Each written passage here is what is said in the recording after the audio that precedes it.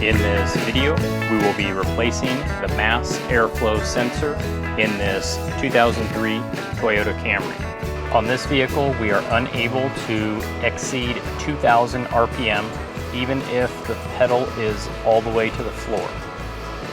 And it almost feels like the engine's going to die. Taking a look inside the engine bay, we want to focus on the driver's side portion of the engine bay. Specifically, we are looking for the air filter housing assembly. Taking a look at our air filter housing assembly, we can see the top of our mass airflow sensor in close proximity. On our wiring harness, we do have a small button that needs to be depressed before we can wiggle off that harness.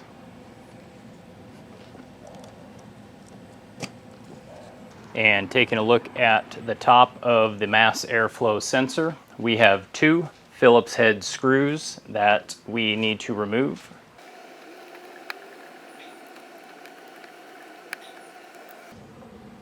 And we can then work that sensor out. And I always like to compare my new part with my old part just to make sure that they look like they are the same part. These are looking good. And our new part can then be installed along with those two hold down screws.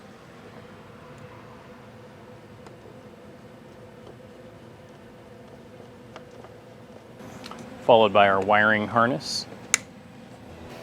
And we can test it out.